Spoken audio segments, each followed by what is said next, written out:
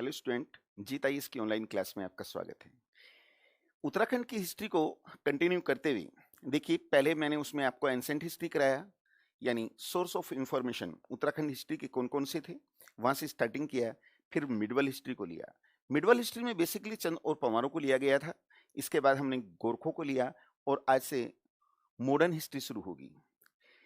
लेकिन modern history को शुरू करने से पहले ये जो अंग्रेजों ने उत्तराखंड में जो शासन किया, इसको मैं आज की क्लास में छोटा सा टॉपिक है, सबसे पहले मैं उसे इंट्रोड्यूस करूंगा। तो शुरू करते हैं। उत्तराखंड में ब्रिटिश जो शासन है, ब्रिटिश शासन का परिचय, शासन का परिचय यानी इंट्रोडक्शन। देखिए, इसकी शुरुआत हम गोरखों से लेकर चलेंगे। एक्चुअली में क्या हुआ, 27 अप्रैल अप्रैल 1815 में एक नाम आता है गोरखा सेनापति, जिसका नाम चौतरिया बमशाह है। चौतरिया चौतरिया बमशाह। और एक ब्रिटिश प्रतिनिधि होता था। अभी कुमायूं कमिश्नर उसको नहीं कहा जा सकता, अभी हम ब्रिटिश प्रतिनिधि, रिप्रेजेंटेटिव, ये वर्ड यूज करेंगे, ब्रिटिश प्रतिनिधि। और इसका नाम था ई गार्डनर। ई गार्डनर ये कुमायूं के पहले कमिश्नर भी हुए हैं। तो इन दोनों के बीच क्या हुआ, एक समझौता हुआ, समझौता। और इस समझौते के अनुसार ये जो संपूर्ण उत्तराखंड है, संपूर्ण उत्तराखंड, इस पर अंग्रेजों का अधिकार हो गया। यानी देखिए, अगर हम गढ़वाल की बात करते हैं तो वहां का अंतिम क्षेत्रीय वंश जो था वो पंवार था। और यदि हम कुमायूं की बात करते हैं तो अंतिम क्षेत्रीय वंश यहाँ पर चंद था। उसके बाद यहाँ पर विदेशी शक्ति आई। विदेशी शक्ति से तात्पर्य गोरखे।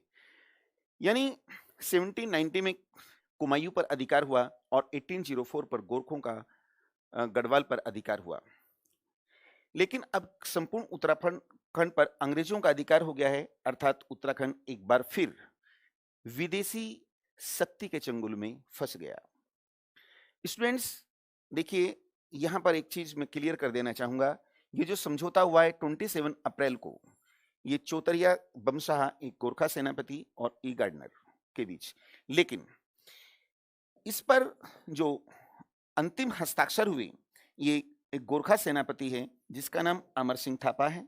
अमर सिंह थापा थापा ने किए, और ये नवंबर 1815 में किए थे, और संगोली संगोली में किए। इसे संगोली संधि के नाम से जाना जाता है।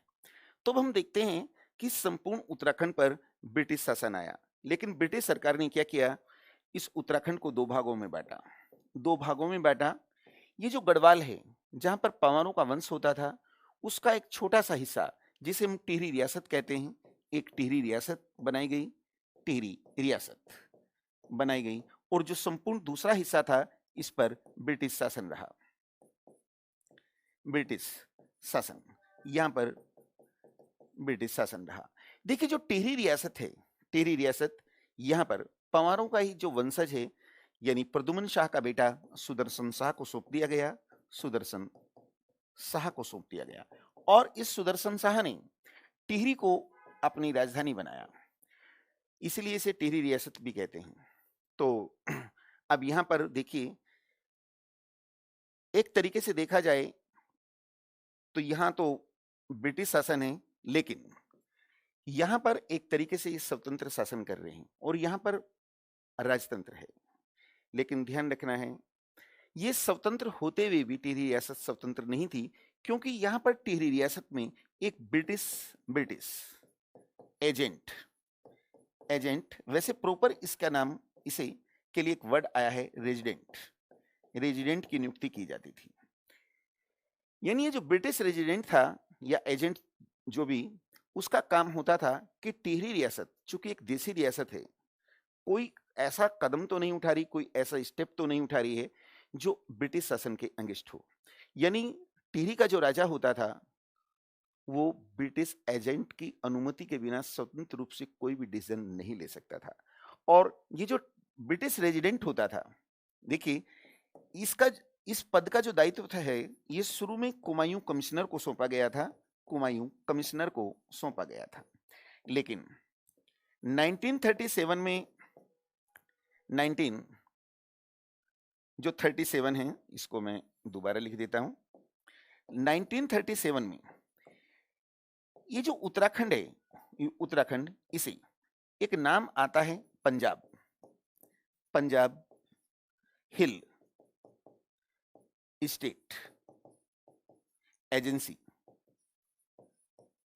के साथ अटैच कर दिया गया। तो ये ध्यान रखना, बहुत इंपॉर्टेंट क्वेश्चन है और नया क्वेश्चन है कि कब अटैच किया गया था और किसके साथ अटैच किया गया। अब हम देखते हैं जो ब्रिटिश शासन है संपूर्ण उत्तराखंड में टिहरी रियासत को छोड़कर यहां का शासन किस तरीके से चलता था।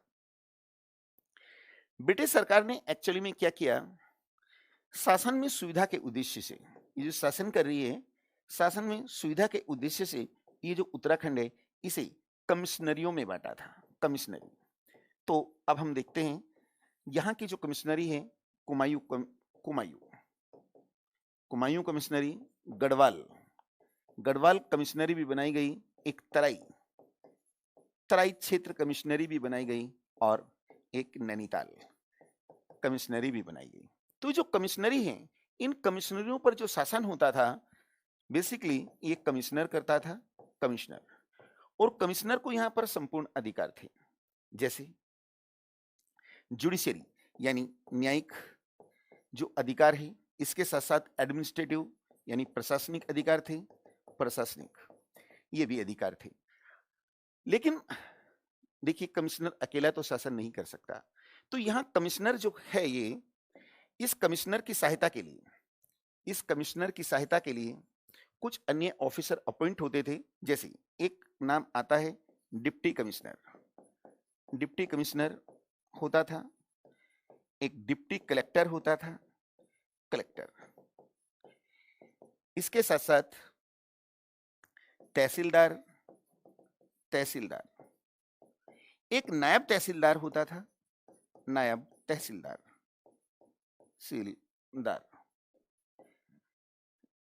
और कंटिन्यू करते हुए एक थोकदार होता था, पटवारी होता था, और प्रधान, शाइना भी कहते हैं इसे, आदि होते थे। तो कमिश्नरियों पर जो शासन किया कमिश्नर कर रहा है और उसकी सहायता के लिए कौन कौन ऑफिसर हैं वो मैंने आपको दिया है यहाँ पर। देखिए 24 कमिश्नर हुए हैं और पहला क्वेश्चन पूछा जा सकता है आप लोगों से कि पहला कमिश्नर कौन था, तो ई गार्डनर है और अंतिम जो है उसका नाम केएल मेहता है। तो स्टूडेंट ये टॉपिक यहीं कंप्लीट होता है। कल हम देखेंगे जब मॉडर्न हिस्ट्री को देखते हैं तो शुरू में जब अंग्रेज यहाँ पर आए तो हम लोगों ने उनका स्वागत किया था, क्योंकि कल तक हमने गोरखैनी यानी गोरखों का अत्याचारी शासन देखा, लेकिन यही रीजन था कि 1857 का जो रिवोल्ट हुआ उसमें उत्तराखंड के लोगों ने पूर्ण रूप से भागीदारी नहीं ली थी। लेकिन 1905 के बाद देखते हैं कि उत्तराखंड के लोग भी अंग्रेजों के अंगिष्ट हो गए, अर्थात उत्तराखंड के अंदर जो राष्ट्रवाद आया है किस तरीके से आया, कौन कौन सी घटनाएं घटित हुई, ये सब जो आगामी क्लास होंगी उस पर चर्चा की जाएगी। तो आज की क्लास ही कंप्लीट होती है। Thank you.